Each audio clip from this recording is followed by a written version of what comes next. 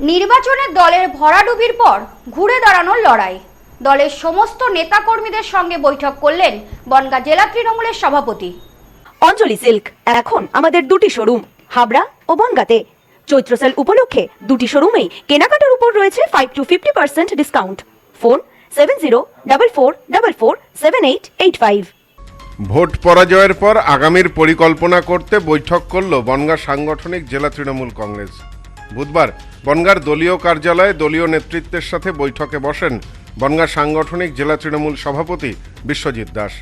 আগামীতে দল কিভাবে চলবে, বিজেপির মোকাবিলা কিভাবে হবে, সেই সব বিষয়ে উঠে আসে এদিনের বৈঠকে।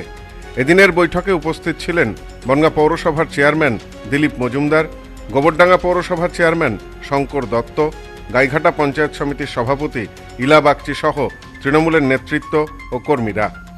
এদিনের বৈঠক প্রসঙ্গে তৃণমূল সভাপতি বিশ্বজিৎ দাস বলেন, গণনার পর থেকেই রাজ্য জুড়ে অশান্তি ছড়িয়েছে। একাধিক তৃণমূল নেতা কর্মীদের বাড়িতে ভাঙচুর চালানো হয়েছে। বিজেপি হিংসার রাজনীতি করছে বলেও অভিযোগ করেন তিনি। তার সংযোজন, আমরা দীর্ঘদিন বিরোধী থাকার পর 2011 সালে ক্ষমতায় এসে রবীন্দ্রসঙ্গীত শুনিয়েছিলাম। আগামী দিনে আমাদের পরিকল্পনা কি হবে সেটা নিয়েই আজকে বৈঠক হলো। বিজেপি লাগামহীন যে সন্ত্রাস, সেই সন্ত্রাসে প্রচুর তৃণমূল কংগ্রেসের আমার কর্মীর বাড়ি আক্রান্ত হয়েছে, বাড়ি ভাঙচুর করেছেন, ঘরের মধ্যে সমস্ত জিনিসপত্র তছনছ হয়েছে। শুধু সাধারণ কর্মী নয়, আমি নিজে 18 বছর বিরোধী দল করেছি, 93 সাল থেকে 2011। অতএব বিরোধী দল কিভাবে করতে হয়, মানুষের পাশে থাকতে হয়, এটাই আমাদের সেবা ছিল, যে মানুষের পাশে থাকবো, মানুষ বিপদে পড়বে। আমরা কখনো প্রতিহিংসা পরায়ণ হয়নি, আজকে করেছে। এর বিরুদ্ধে আমাদের পার্টির সমস্ত নেতৃত্বরা এখানে উপস্থিত হয়েছেন। আমরা পরবর্তী কর্মসূচি সিদ্ধান্ত নেব এবং আমাদের গত পরশু দিনকেই মুখ্যমন্ত্রী ডেকেছেন, সেখানে আলোচনা আমরা করব বা আমাদের আজকে এখানে কি আলোচনা হয়েছেন, কিভাবে আমরা নিশ্চিতভাবে এদের মোকাবেলা করবার জন্য যে যে পরিস্থিতি যারা শিকার হয়েছেন তাদের পাশে যথেষ্ট সম্ভব আমরা দাঁড়িয়েছি, আরও দাঁড়ানোর দরকার আছে। এবং আগামী দিনে আমাদের চলার পথ আমরা ঠিক করবার জন্য আজকে এখানে বসেছি। সমস্ত তৃণমূল কংগ্রেস বনগাঁ সাংগঠনিক জেলার নেতৃত্বরা বসেছি। এ বিষয়ে বিজেপির জেলা সহ সভাপতি অর্ণব সুর বলেন, তৃণমূল ভুলে গিয়েছে পঞ্চায়েত ও পৌর নির্বাচনে কিভাবে মানুষের ওপর তারা অত্যাচার করেছে। আমরা ক্ষমতায় এসে বদলার রাজনীতি চাইনি।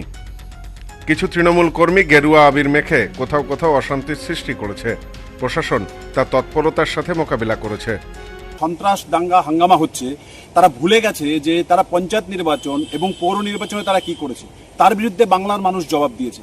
আজকে তাদের কোনো বাংলায় কোনো রাজনৈতিকভাবে কোনো জায়গা তাদের নেই।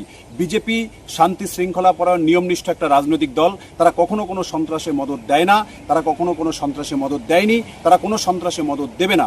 4 তারিখের পর ভোটে জিতার পর বিজেপি কিছু অতি উৎসাহী তৃণমূল থেকে বিজেপিতে এসে তারা বিজেপির আবির মেখে তারা বিভিন্ন জায়গায় ভাঙচুর, লুটপাট, সন্ত্রাস চালানোর চেষ্টা করছে।